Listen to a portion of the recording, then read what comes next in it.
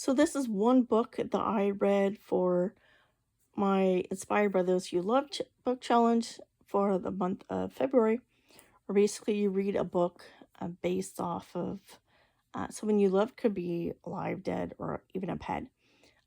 They're based off of memories that you have of the person, or things that maybe you used to have common, or the thing the person liked. My husband was a huge baseball fan, and he really liked the movie Field of Dreams. The movie was okay. It wasn't anything. I was like, oh yeah, it's on, and I would watch it with him. But it wasn't like, oh, I need to go see this movie, or watch it, And I had never read the book, and I know he hadn't either. He was a reader, but he never mentioned he had read the book, and he would have definitely told me. Um, So and he got me interested in baseball. So I decided to read the book because I'd seen the movie at least once a year.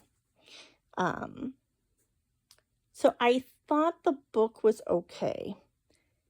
It wasn't like, oh, I'm gonna reread this again, or oh, I want to everyone know about this book and read it. Was it bad? No, it was just meh for me. So for me, I guess if I was gonna read it, I'd give it a middle of the road book. I'm not going to keep this copy though, but the one thing that I did think that was interesting between the book and the movie is there's three characters that are in the book. Now, two of them have a much more, they're in the book quite a bit.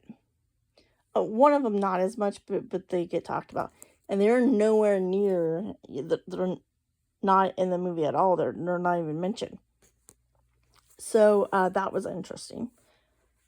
And other than that, yeah, I mean, I'd say compared to the movie, I like the movie better. I thought it was just better overall. Now, I did have another book that I read for this challenge in February. I no longer have the book. It was a comic book, V for Vendetta. I'd never read the comic book. I'd seen the movie when it came out way back when, my husband. And so I read the comic book, and he hadn't read the comic book either. I just remember us seeing the trailer for the movie and thinking, "Oh, that looks really, really good," and it was really good. So for the comic book, number one, I'm not used to reading comic books, so for me, I think it would have been better if it was actually in um a regular style book. And I'm not, so for me, I will, if I watch like booktube and stuff like that, I will watch someone talk about a book and then think, oh, well, that sounds interesting. I'll look at the synopsis, and it'll make up my mind if I want to read it or not. I don't actually read reviews and be like, oh, I'm going to read it based off of just reviews. I never pay attention to reviews, and unless I'm like really, really on the fence of reading a book or actually seeing a movie, then I might be like, oh, I'll wait till, it's available streaming for the movie, or I'll wait till the library has the book or whatever. So normally I don't even read reviews until I've done, watching a movie or a book or reading a book. So I did find it interesting for the V for Vendetta. They had several characters that were women and that were not in the book, or not in the book, in the uh, movie. And I had a hard time telling them apart because I thought they looked quite similar. And I thought it was just me because I'm not, used to reading comic books. And I had a hard time telling the difference, the way, because a lot of times, some of the comic books, it was very dark to be able to see because they would have like shadows and stuff like that. So it was kind of hard to tell And I thought it was maybe just me, but then after I read the comic book, I saw I was not the only one who mentioned that. So, and I didn't really necessarily care that much about the those people's, you know, story.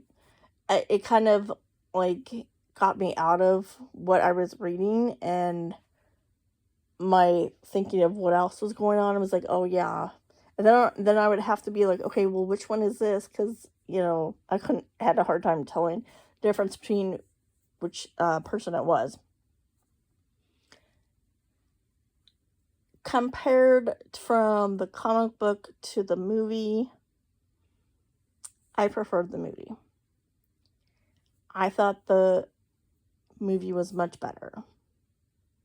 Now, would I have had the same thought if I would have read the comic book first? I don't think I would have. And actually, I think for me, if I would have read the comic book and not seen like the movie trailer and just heard that it was coming out, I don't know if I would have seen it.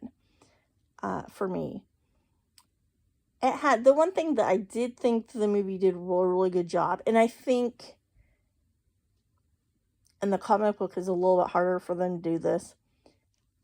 As far as like V inspiring like the general public and stuff like that you get from the movie, and obviously it's going to be easier to do that in film compared to comic book. Even maybe just a regular written book.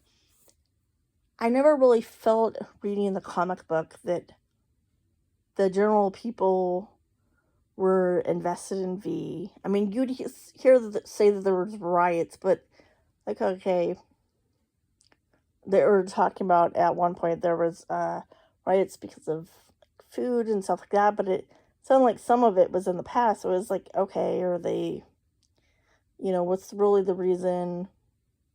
And I never really got a feeling that there was much of a, I don't know, common cause between the general public and V, and that they were inspired by him. I don't know, maybe it was just me.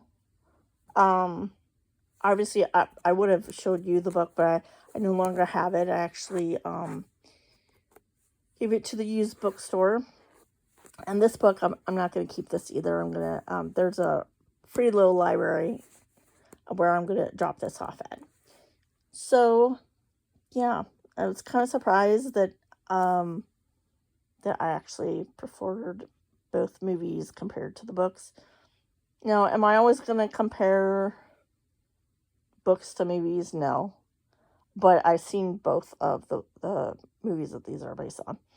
But, I mean, I did like Shoeless Joe more than what I thought I was going to. So, there's that.